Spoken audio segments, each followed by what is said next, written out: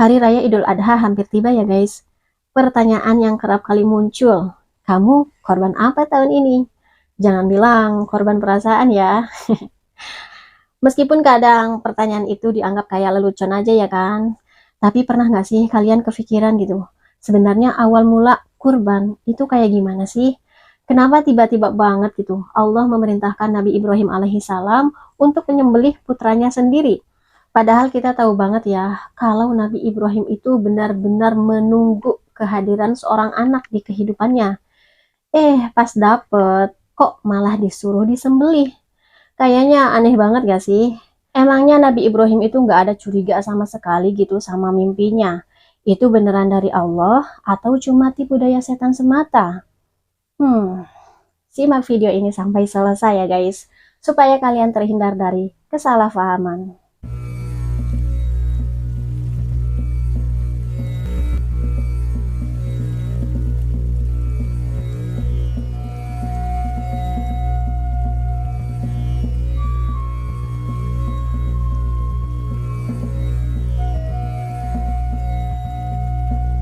Assalamualaikum warahmatullahi wabarakatuh. Welcome back to my channel, Fitri Bercerita.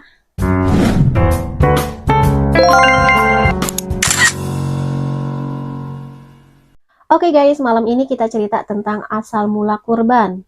Tapi sebelum itu, aku mohon maaf banget kalau misalkan apa yang aku share versinya tuh berbeda dengan apa yang pernah kalian dengar sebelumnya. Nanti pokoknya kalian bisa langsung tambahin ataupun koreksi di kolom komentar di bawah ya guys. Oke, langsung aja kita bahas di sini.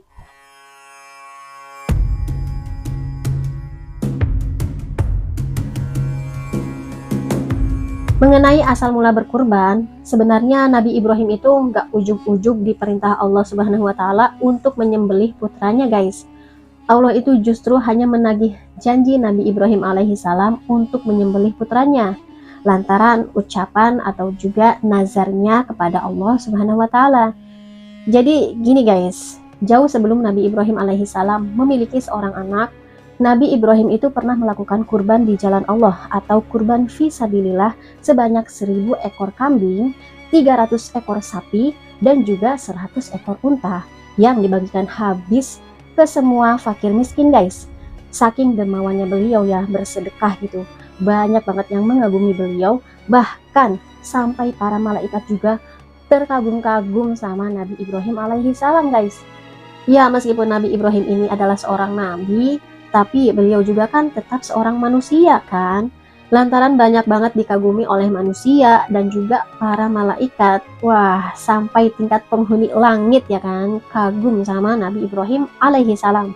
Makanya timbul tuh rasa-rasa manusiawi. Beliau tuh sempat berucap kayak gini guys. Kurban segitu doang mah belum ada apa-apanya bagiku.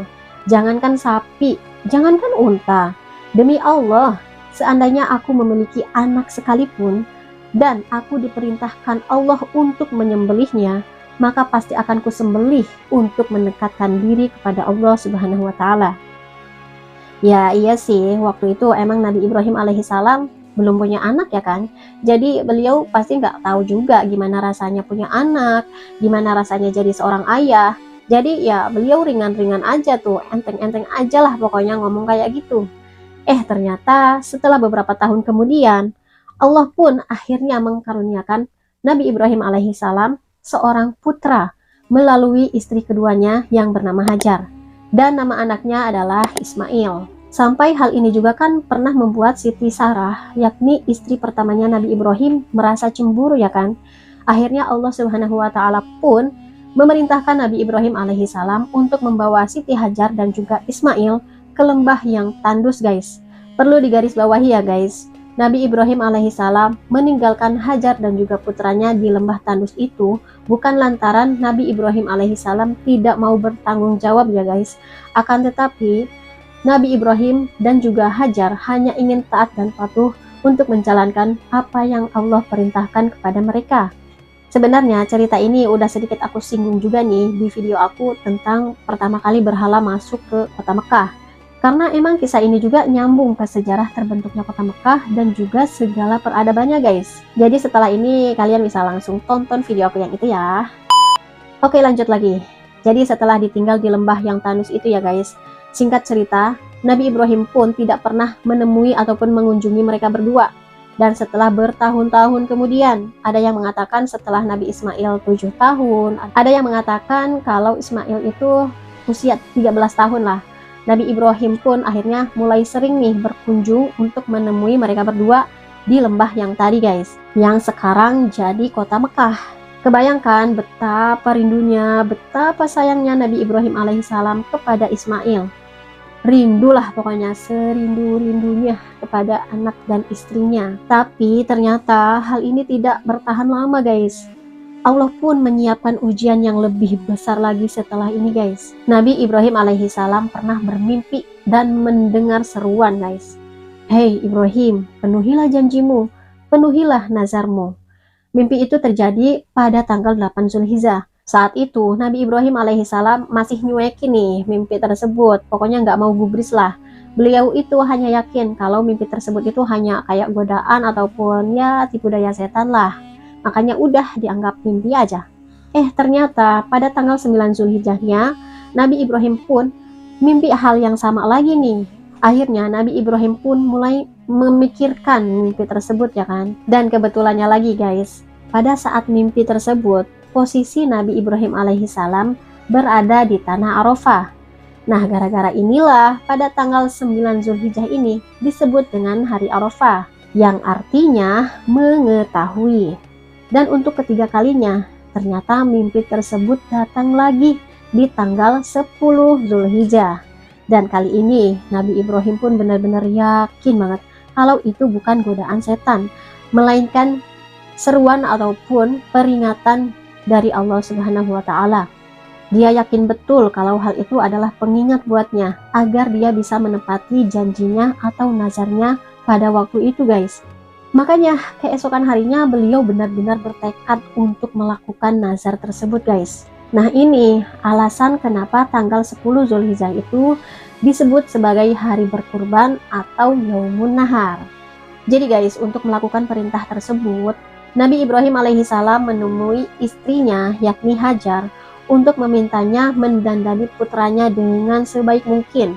Nabi Ibrahim pun berkata kepada istrinya, "Dandanilah putramu dengan pakaian yang paling bagus, sebab dia akan aku ajak untuk bertemu kepada Allah Subhanahu wa Ta'ala." Hajar pun langsung mematuhi perintah ataupun permintaan suaminya tanpa bertanya sedikit pun. Beliau langsung mendandani Ismail, memakaikan baju yang sangat rapi, menyisir rambutnya, dan juga memakaikan wewangian kepada pakaiannya guys. Lalu setelah itu Nabi Ibrahim dan juga putranya berangkat menuju sebuah lembah di daerah Mina dengan membawa tali dan juga sebilah pedang guys. Pada saat itu herannya lagi ya, iblis benar-benar sibuk banget mondar-mandir di sekitar itu. Intinya iblis tuh pengen banget gagalin rencana Nabi Ibrahim lah. Ya gitu ya, kalau kita nggak tahu kisahnya pasti kita ngiranya justru iblis ini punya niat baik, pengen nolong Ismail agar tidak dibunuh oleh Nabi Ibrahim kan. Padahal justru iblis itu punya niat buruk. Niat buruknya apa? Dia pengen gagalin Nabi Ibrahim alaihissalam untuk menjalankan perintah Allah Subhanahu wa Ta'ala dan juga menggagalkan rencananya untuk memenuhi nazarnya kepada Allah Subhanahu wa Ta'ala. Akhirnya iblis pun lari nih menemui Hajar dan berkata padanya, "Hei Hajar, kenapa kau diam saja? Sedangkan kau tahu betul kalau suamimu akan menyembelih anakmu." Akan tetapi Hajar pun hanya diam guys. Dia tidak tergoda sama sekali dengan rayuan iblis. Makanya gak puas sama jawabannya Hajar, iblis itu langsung lari menemui Ismail dan dia pun merayu Ismail ya kan. "Hei Ismail, kenapa kau malah bersenang-senang begitu? Padahal ayahmu membawamu ke tempat ini untuk menyembelihmu. Lihatlah, ia membawa seutas tali dan juga sebilah pedang."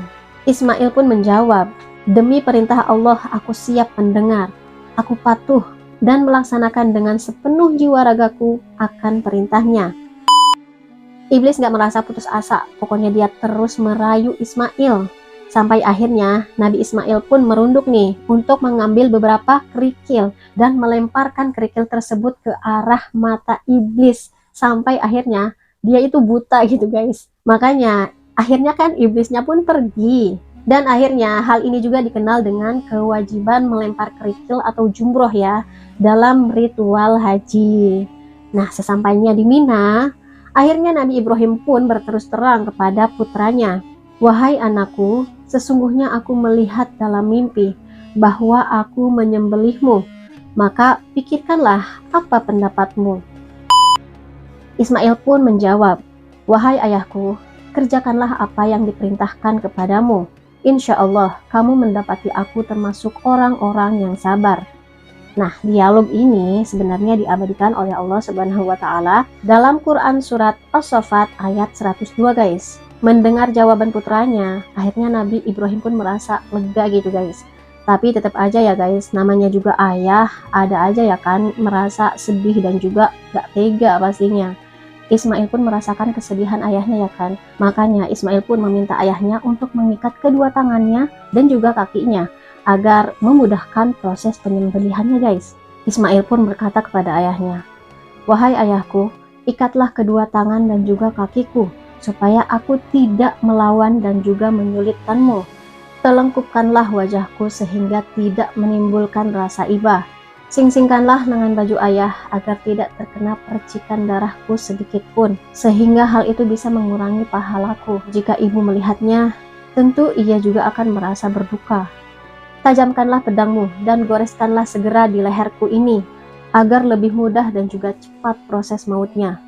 Lalu bawalah pulang bajuku dan serahkanlah kepada ibu agar menjadi kenangan baginya. Serta sampaikanlah juga salamku untuknya, dan katakanlah kepada ibuku, wahai ibu, bersabarlah dalam melaksanakan perintah Allah. Terakhir, janganlah ayah mengajak anak-anak lain ke rumah ibu, sehingga ibu semakin sedih. Dan ketika ayah melihat anak-anak lain yang sebaya denganku, jangan kau pandang dengan seksama, sehingga menimbulkan rasa sedih di hati ayah." Setelah mendengar pesan itu dari anaknya ya kan, Nabi Ibrahim pun berkata, "Sebaik-baik kawan dalam melaksanakan perintah Allah Subhanahu wa Ta'ala adalah engkau, putraku tercinta." Setelah itu, Nabi Ibrahim pun menggoreskan pedangnya sekuat tenaga. Akan tetapi gagal guys. Akhirnya Ismail pun meminta kepada ayahnya untuk membuka tali yang terikat di kedua tangan dan juga kakinya agar tidak terlihat terpaksa gitu melaksanakan kewajiban itu. Nah, setelah percobaan pertama tadi gagal ya kan, Nabi Ibrahim pun mencoba untuk kedua kalinya. Ternyata pedangnya malah terpental guys. Lalu Nabi Ibrahim pun mencoba menebaskan pedangnya kepada batu yang sangat besar guys. Seketika itu batu itu pun terbelah menjadi dua. Dan Nabi Ibrahim pun berkata, "Hai pedang, aku coba memotong batu saja dia terbelah begitu saja.